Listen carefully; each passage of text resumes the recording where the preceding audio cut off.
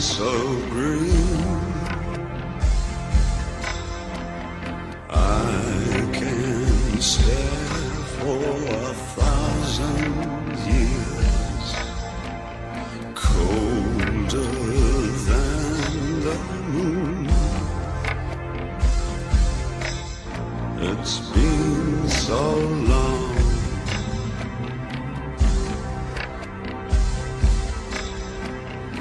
Feel my blood enraged. It's just the fear of losing you.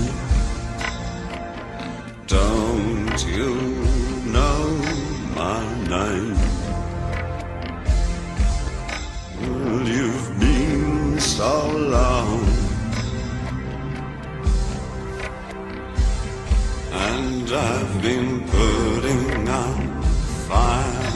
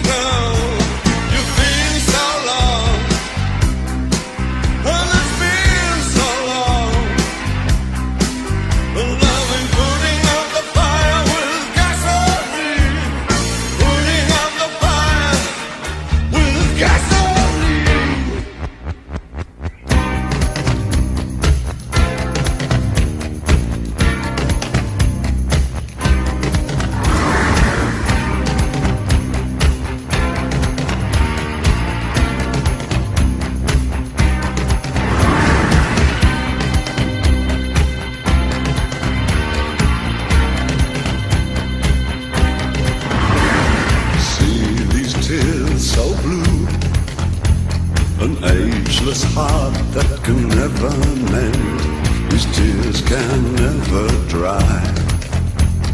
Judgment made can never bend. See these eyes so green, I can stare for 1,000 years. Just be still with me. You wouldn't believe what I've been through. You've been so long. Well, it's been so long, and I've been putting out the fire with gasoline, putting out fire with gasoline.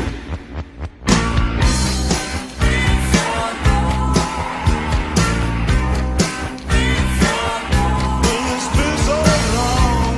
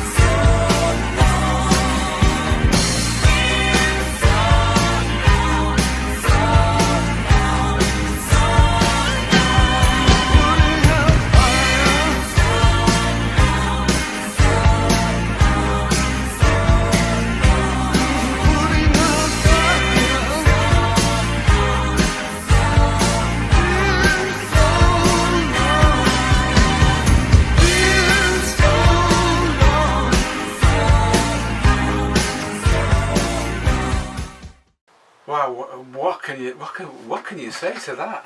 It's hard to follow that, actually. It is very, very hard. Yes. Incredible singing, incredible writing, incredible video, and the emotional content too. Yes, it is. I mean, the line that stands out for me is the putting out the fire with gasoline. It sums up the whole song for me, that lyric. Yeah. In the sense of instincts, then, how does that flow? Well, from the people that we've seen who have been out of touch with their instincts, it's usually because they're caught up in what we would call internal projection. Yeah. So that idea that the ego is producing fantasies that don't relate to the unconscious at all, and yet people unfortunately believe that they do, that's the material that they're dealing with when they're reflecting on themselves and their own experiences. And for me, it's that idea that being caught up in that state means that the instincts pressure more because they have to. And that's where for a lot of people, so many people who have fallen foul of not being in touch with their instincts on a regular basis, that tends to be where they're caught. Right. So just to clarify then, internal projection refers specifically to when the conscious personality believes that it's looking inward. Yes. Onto the unconscious, but what it's really saying is a mirage created by a projection of itself into the unconscious. Yes. And that creates all sorts of fantasies and illusions. It does. And creatives get past that, don't they? They seem to have a natural instinct, pardon the expression in this context, for accessing instincts without placing something between themselves and the experience of the unconscious.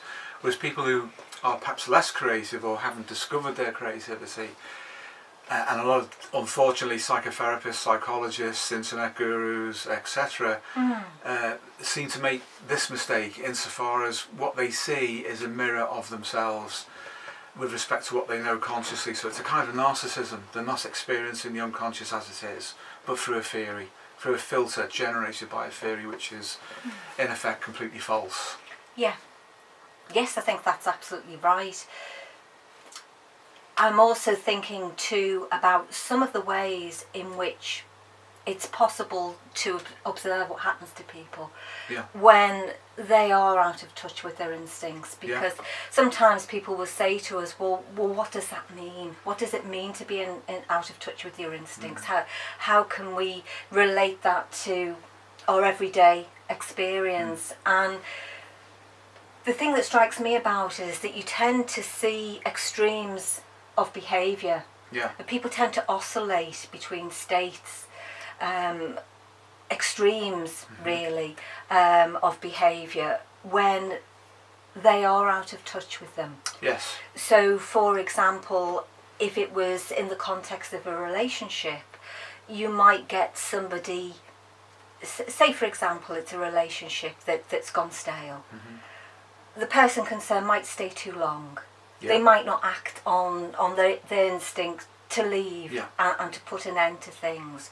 Or on the opposite end of that scale, they might be too precipitous and they might leave before they've given it a proper chance. So there are lots of ways in which these things can play out in an everyday sense. But it's the extremes for me that you see with people who are out of touch with their instincts, and it's as if they're attempting to get that homeostasis back. They're looking to get their equilibrium back. So that's very interesting, because it's the quandary that people get in over how they relate to themselves and what they identify as being them. And of course the first step in extending yourself and extending your awareness is to realise that you do have an unconscious mind. Then the next barrier is, how do you contact that? And as I say, creatives tend to do that naturally.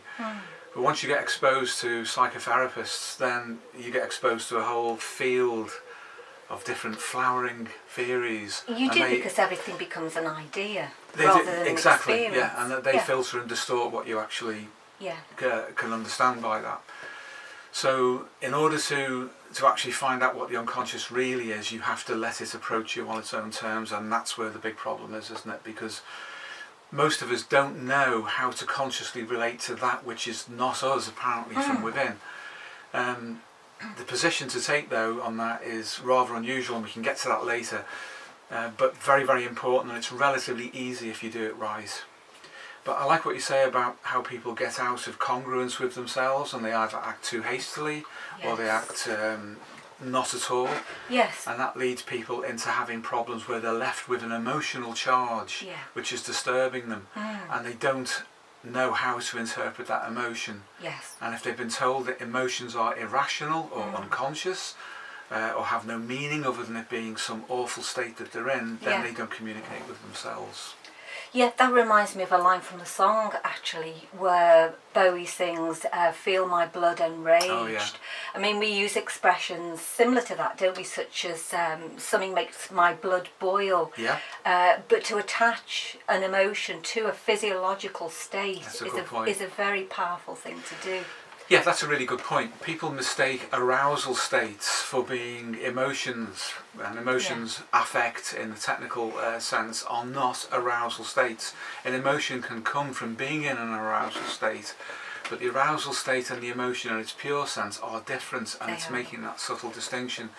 So if we feel very anxious, really in an adrenergic state, or chronically something that might result from cortisol being pumped through, that's different from having an emotion. Emotion is different, very, very different, isn't it? It is qualitatively different, and it is a subtle distinction, and it can be hard for people to make, but it is an important one. And people whose instincts are injured in some way, or people who are cut off from their instincts, usually have a very poor relationship to their emotions. Yes. And so much so that, as you rightly say, particularly in a clinical setting, they'll present with something like anxiety, and they automatically assume that is a negative state to be in. And I think making that simple step of thinking of it as an arousal state rather than anxiety, which has all sorts of negative connotations to it. It might simply be that someone is anticipating something, or that the unconscious, I should say, is anticipating something, and it's trying to let them know. That's a very important distinction, isn't it? Glad you raised that. Yeah.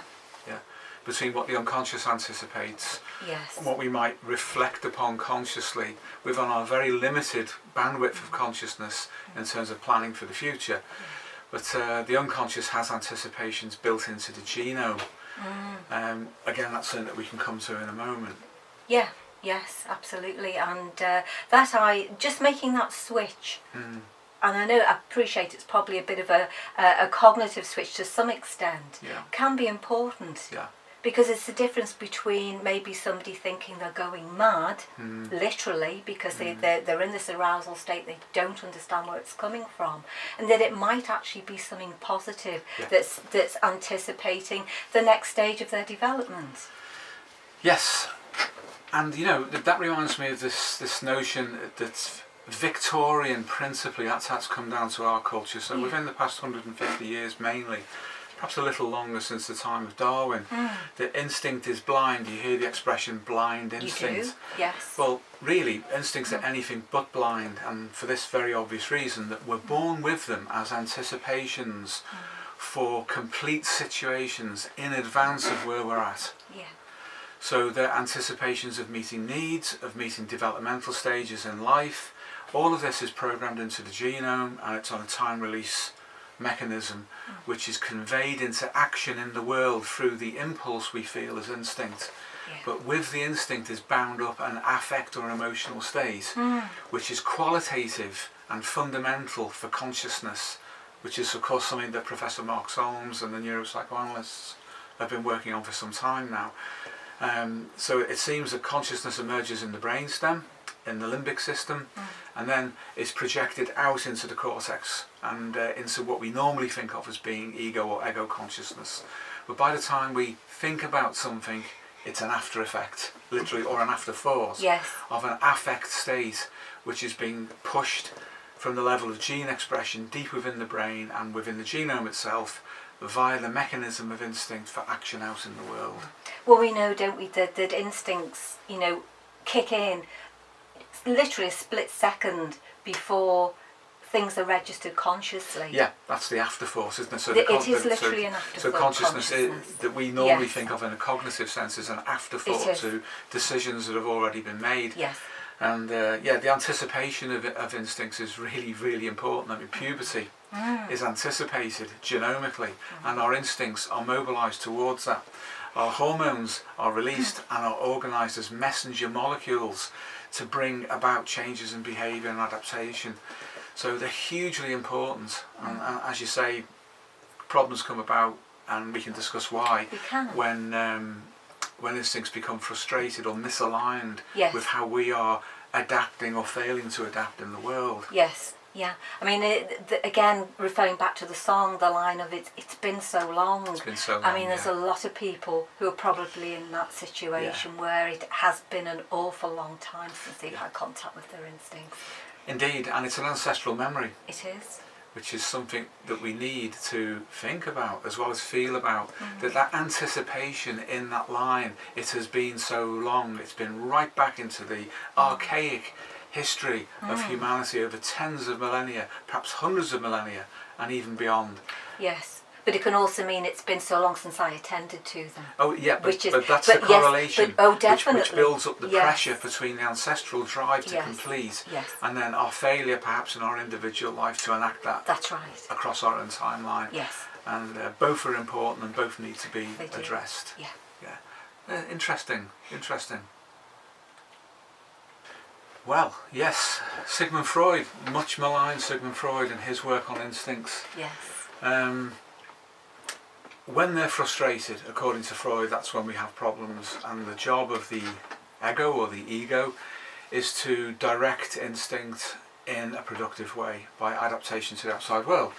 And that's been validated and supported through affective neuroscience. That's the neuroscience of the emotions, the late Professor Jaak Panksepp, and also Professor Mark Solms of neuropsychoanalysis. The interesting thing for us as clinicians is just how true that is.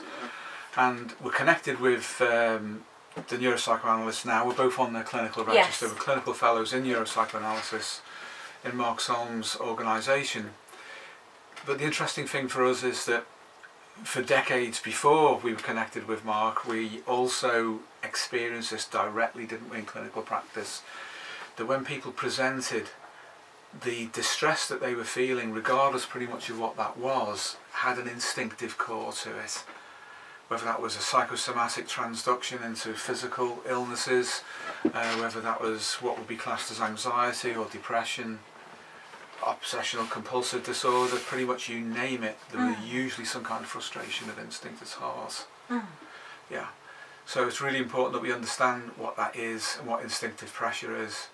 But it emerges without our conscious, ego-conscious will or intentionality, doesn't it, from within, and drives. Requiring even that we adapt to the environment, almost regardless of the truth of the environment. We're under instinctive pressure consciously, and when we fail to deliver on the instinctive anticipations, it's as if there's then an algorithm that runs and says, well, is this person within a suboptimal but still livable state of balance? If so, okay, the instincts will back off a little bit, but you'll feel some pressure. If, however, you're not even within that range of tolerances, the instincts ramp up their pressure in order to force us into a state of adaptation, which was what you were saying, Pauline, earlier about anxiety, wasn't it? And whether that's real as such or whether that's just a signal from the psyche to change. I think it is a signal from the psyche to change, but I think in order to understand the signal, not only do you have to take the lift down into the unconscious, but you have to take it down into your biology.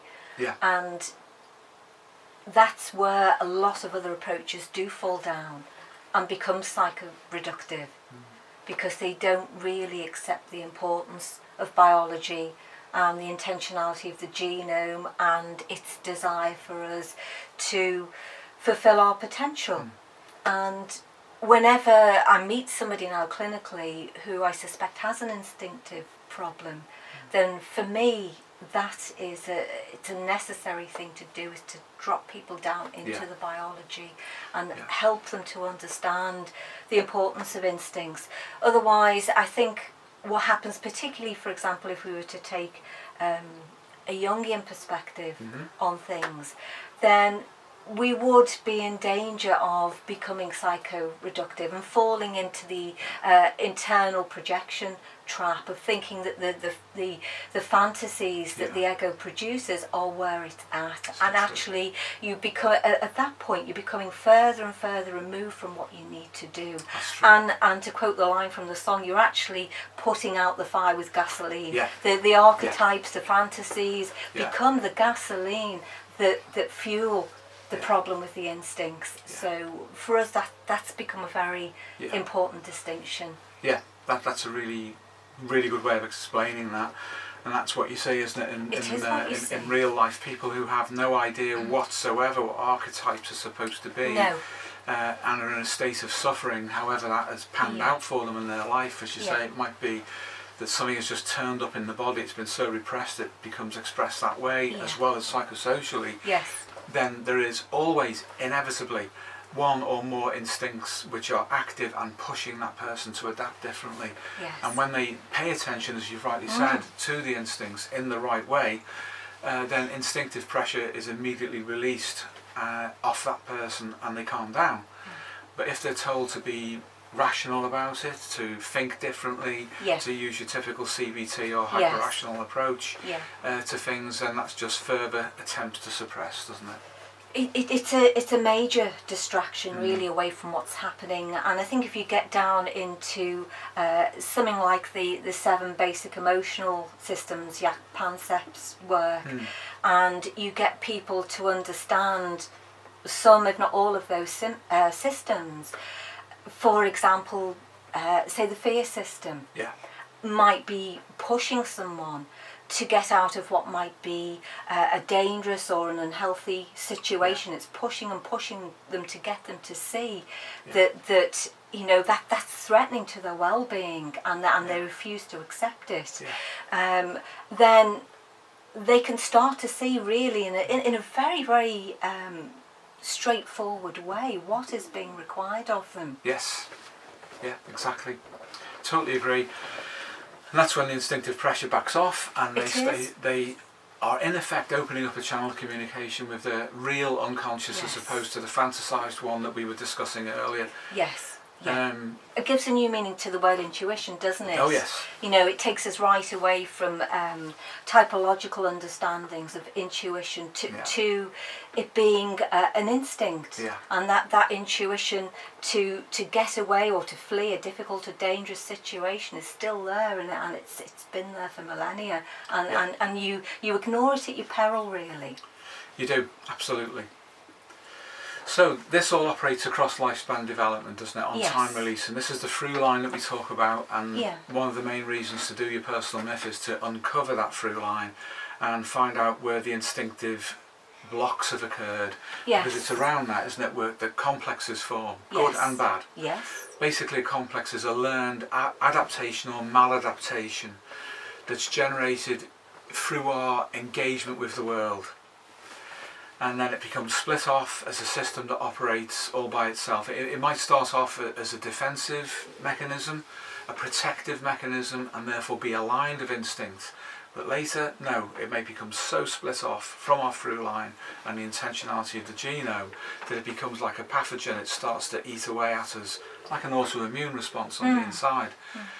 And again, if we don't realise this and don't understand that complexes can be blown away literally simply by reaccessing instincts and reorientating yourself to them, then we just set up more and more complicated reactions to complexes, which just feeds them. They get bigger and bigger and start to take more energy away from our life. So it's really important to work that way, isn't it? It is. I mean, a good example of that would be any kind of psychological model that encourages people to see themselves as having lots of different aspects to their personality. So, you know, maybe people might be encouraged, for example, to accept that they have lots of sub-personalities. And rather than actually resolving instinctive issues, it just encourages people to desiccate, Yeah. to fracture more Yeah. into more and more pieces, as opposed to actually going to the heart of things, which are the instincts that would just unify everything Yeah, and would just, absolutely. like as she rightly said, push away any complexes. Yeah, that's true. You don't fix something that's broken by breaking it down further into smaller parts, and also replicate the ego's psychosocial model of the outer world. If you do that on the inside, you're fooling yourself. It's not real. Yeah. It's a fantasy. It's an internal projection, It as you is. say. Yeah. The unconscious under normal conditions will regulate itself. As far as the psyche is concerned, the job of consciousness is to adapt externally, Yes. and that's true for introverts as well. Yes, it is. It's true for all of us. It's on an evolutionary foundation, on an evolutionary basis. But the minute we start to use our enlarged association cortex to generate nonsense, which we sadly can, all of us, in our maladaptations to life, then we start to get further and further away, as you rightly say, from that innate through line that intends us to be optimally adapted to the world. And all sorts of problems can follow on from that. But the solution is simple if you do the right things. Do not treat the unconscious as if it were another form of your ego, another form of ego consciousness. Just on the basis of good manners, that's bad to do that, because you're disrespecting your setup, your configuration as a human being. And we know, don't we, and we know, our students know, the people who train with us know just how quickly you can get around intractable problems simply by treating the psyche with the proper respect and not inflating the ego and then projecting it internally. Yes. So that's the way to get results. It's the way to get results.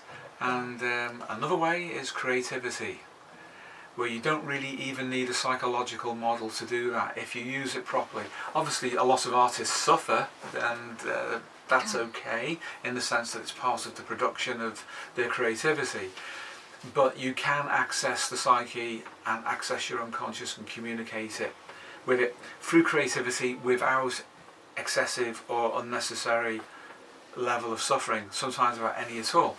Because if the psyche agrees with what you're doing, agrees with what you're producing, it starts to become smooth, doesn't it? The creative processes, you're in the flow state, and everything starts to be positive rather than negative.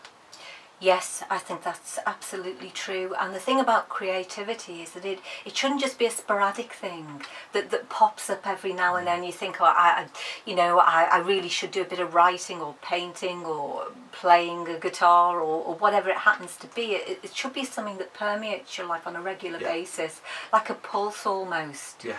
That is with you almost on a daily basis, even if you can't, for practical reasons, attend to it, to at least be able to accept that it's asking something of you and to attend to it. Then, as you said before, Steve, your instincts to some extent will back off if at least you can say, I need to do something about this soon. When a life allows for me to do it in a practical sense, I'll get on with the job of doing it.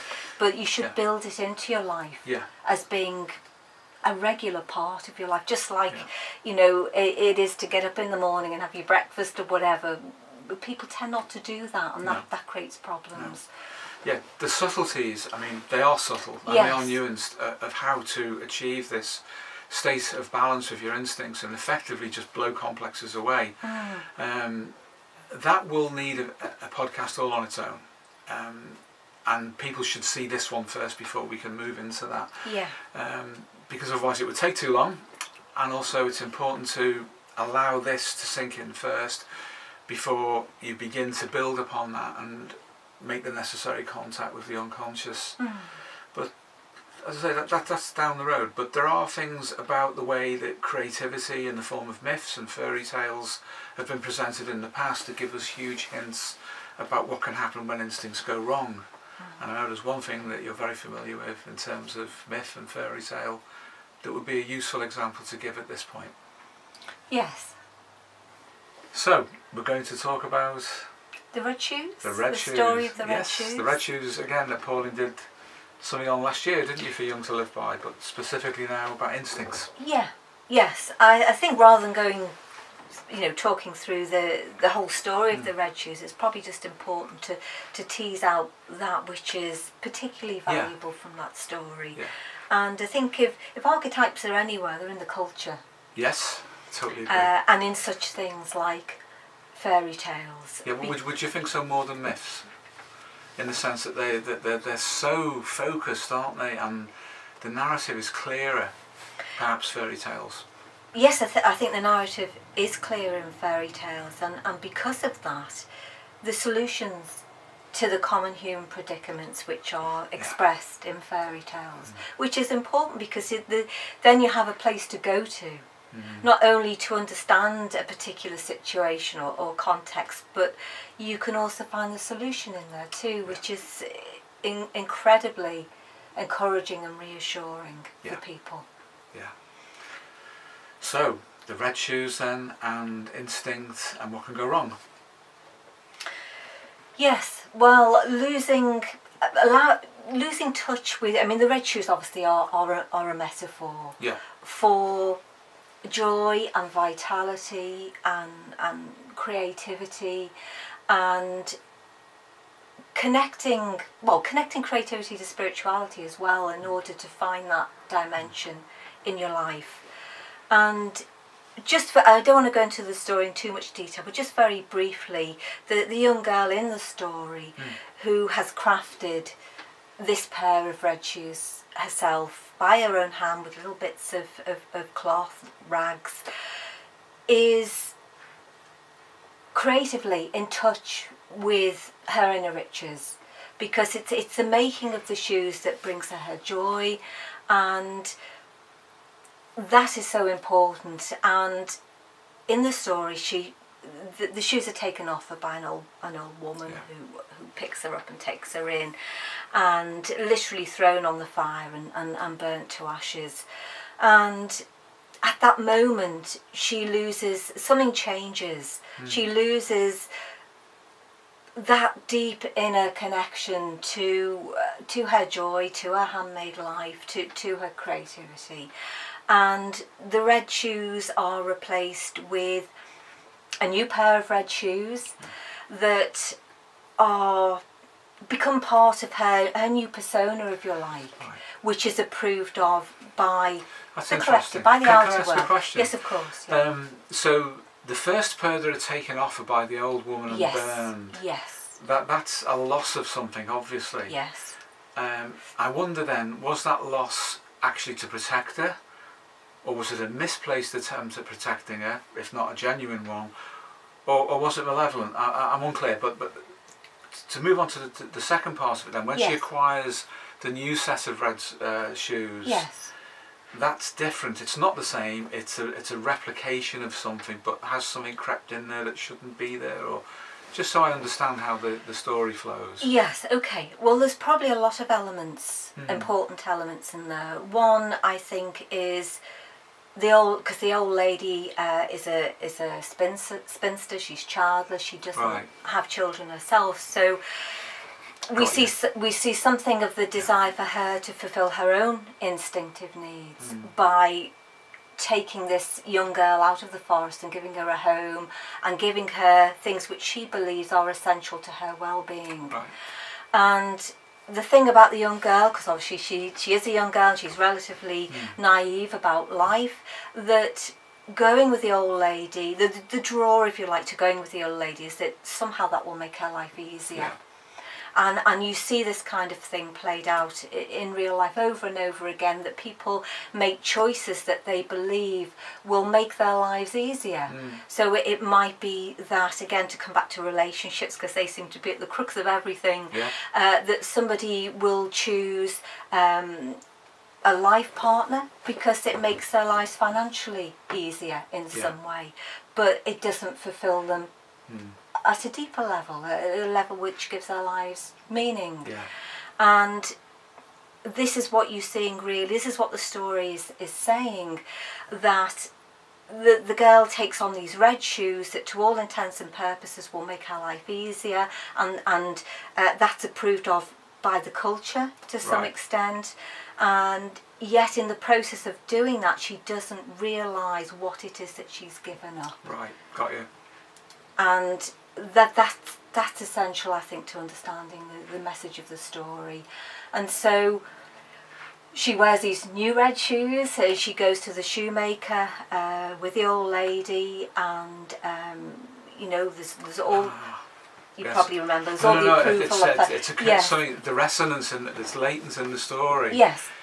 Just forced itself through into a gap of consciousness and made me say, it's an aha moment. An aha moment. And what was it resonating within you, do you think? Oh, lots of things. Yes. The whole narrative opened up, Yes. and connections of understanding. It's one of those moments where you get insight. Thank you. Yes.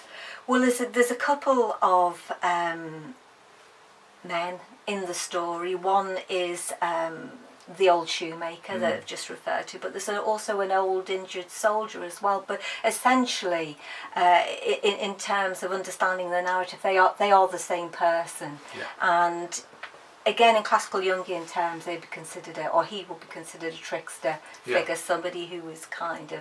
It's the soldier, sorry, or the old man. In which avatar? We'll use the term avatar. To Yes. Yeah. Well, the distinguish between the shoemaker and the old soldier are essentially the same, one of the same. Yeah. Which avatar's the trickster out of those two? Which version of him? Then, if it's the same character, do you feel? I think both. Both. Actually. Yeah. That's a Yes. good point. Would you mind if I just? Yes, of course you can. Yes. It's worthy of another podcast, this, and again, this is something that's been distilled out by both of us over our 40 years each of clinical experience. The trickster is real. It's far more of a psychodynamic force than, say, Jung's shadow is, but I won't digress. No, but it's okay. It's important to bring that out. If you get distracted by the shadow, you invite the trickster in, and we can discuss that on another day. Yeah. Thank you, Paul. Again, because I don't want to lose the important thread in all of this, is to come back to the fact that when the first pair of red shoes were burned, that set up a yearning in the girl. Right. And that yearning didn't go away. And when she saw the opportunity for a new pair of red shoes in the shoemaker's shop, she went for them, even though she knew that they probably wouldn't be approved of by the old lady and by the culture generally. This idea of going into church with this bright red pair of shoes on was shocking for the congregation, for example. But she couldn't help herself, because instinctively she was being pushed to replacing the first pair of shoes and to try and get that meaning back in her life that was so closely associated with them. So that's a really, really important thing to understand, is the relationship between the yearning, which then turned into an obsession so much as she had to have them, and moving away from the obsession and then into what became really an addiction. And the way that plays out in the story is that the shoes, once she puts the new shoes on, she's not supposed to be doing it. The old woman is forbidden from doing it. She doesn't comply with that. She goes against her wishes. She puts them on anyway, and at first she starts to do various dancing steps in them, and there's a point at which she realises actually that she's not dancing at all. She thinks she's choosing the steps, but really the shoes are choosing them for her. And it's that transition, if you like, from obsession into addiction as well. And so it tells us something about what happens when instincts are frustrated, and how they can lead to addictive behaviours in everyday life. And obviously those kinds of addictions take many forms. So we've got a very complicated, multi-layered story. We there, have haven't we? really, yes. There's lots of things happening Yes. with multiple angles all feeding in. That's right. And that's the value of a fairy tale, as you say, isn't it? That it shows that, but the thread that's running through is how do we relate to instinct? Yes. And whether it serves us or harms us. That's right. Yeah. That's right. Definitely. And eventually, and a lot of people probably know this already, the shoes have to literally be cut away from her feet. And again, there's, you know, that's such a strong message, really, because our feet are the platform on which we stand. Yeah. They're the things that give us our freedom, our mobility, our ability to move from one place to another.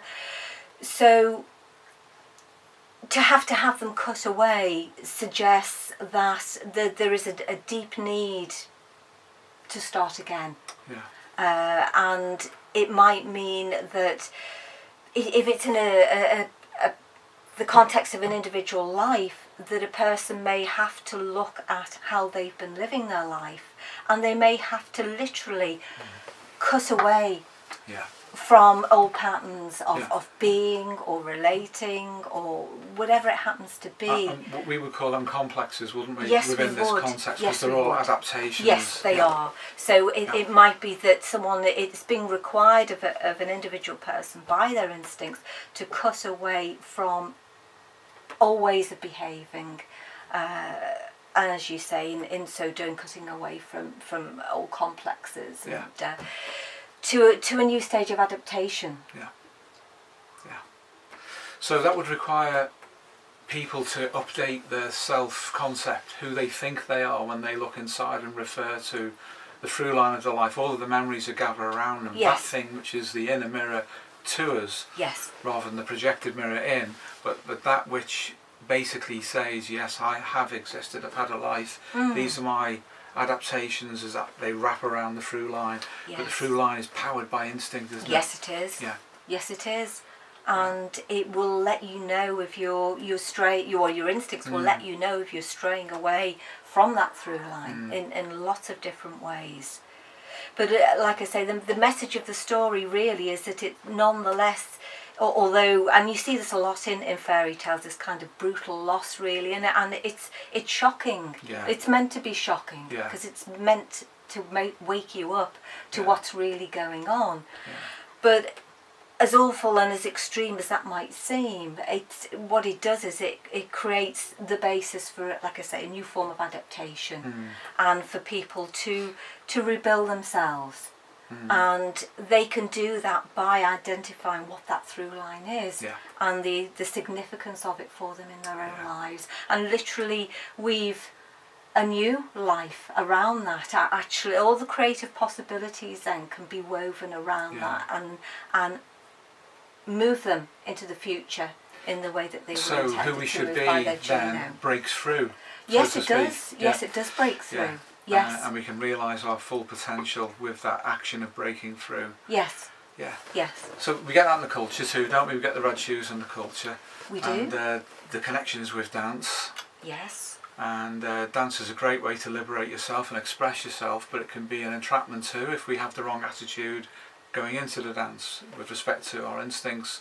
We can become danced rather than be a dancer. We can. And that tends to happen where we've disengaged with our instincts to such an extent that it sets up this kind of yearning that is described in the story.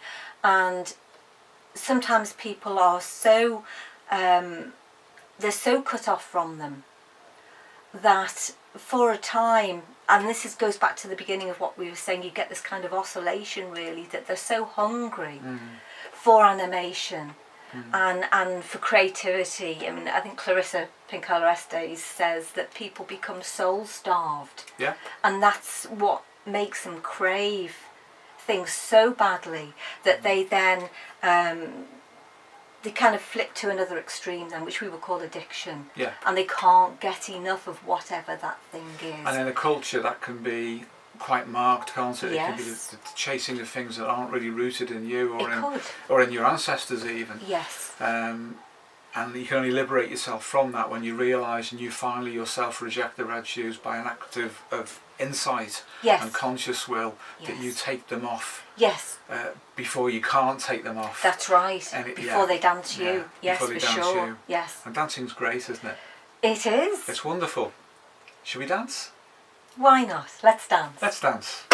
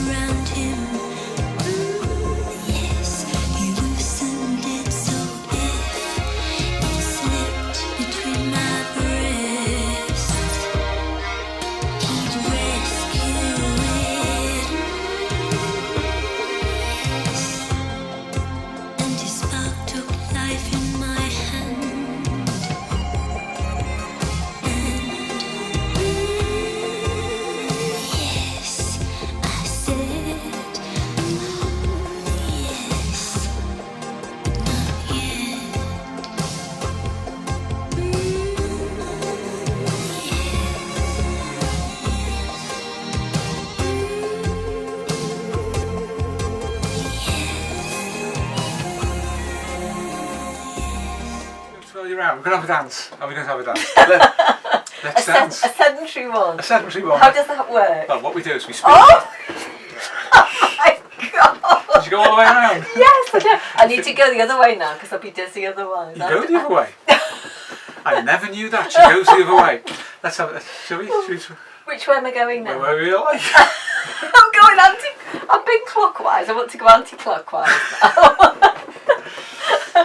Well, that proves something.